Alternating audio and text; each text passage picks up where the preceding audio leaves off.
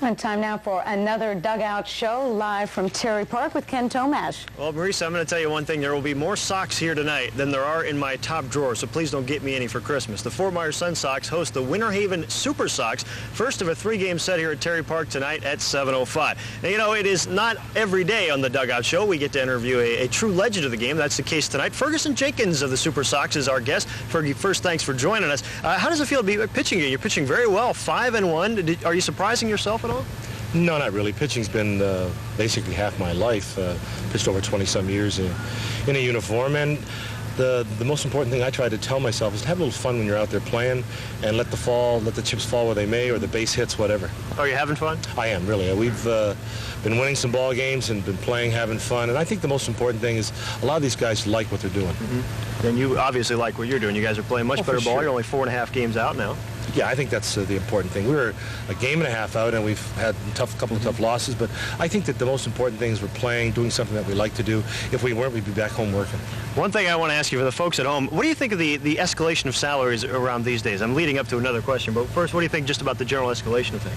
Well, they're a little high. I'm happy for some of these guys that are making the money, but a $3 million ball player, I'm not sure if that's really justified or not, but the agents are getting the money, and they're playing for that good money, and I'm happy for them. Now, the folks may not know this, but in 1972, you were coming off 5 straight 20-win seasons and a Cy Young Award, and for that, the Chicago Cubs got you for the bargain basement price now of $125,000. What do you think you'd be making today? Probably about the players are making today, probably maybe $2.5, $3 million. So you were born too soon? About 10 years.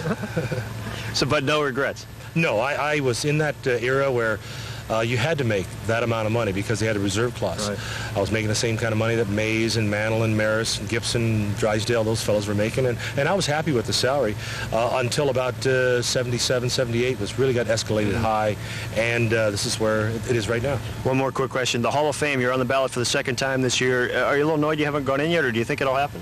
Well, with anything, you have to wait your turn. There's been a lot of good ball players that started off in the 60s and are now retired, and you're on the ballot. I think that Johnny Bench and Carl Yastrzemski last year were deserving of it. Gaylord Perry and I and Bunning were 4th, 5th, and 6th, and now it's Palmer and Joe Morgan. So I'm not sure how the voting's going to go, but I'd like to be right there.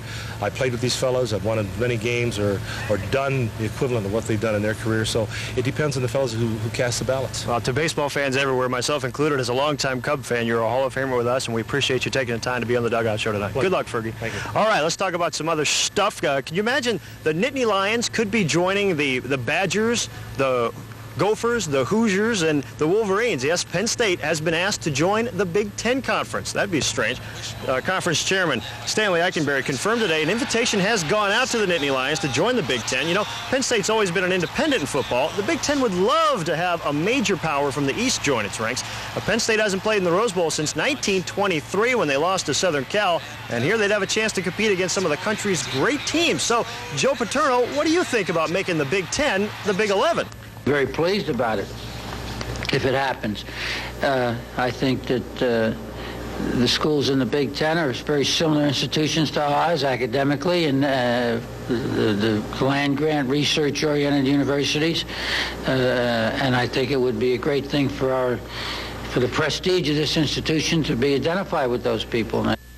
They'll make a decision on that in the next couple of weeks. Highlights from this game and all the other sports stuff coming up tonight on Wink Sports tonight at 11. Okay, see you back here then, Ken. All right. Thanks. And still to come, the sounds of the season. First,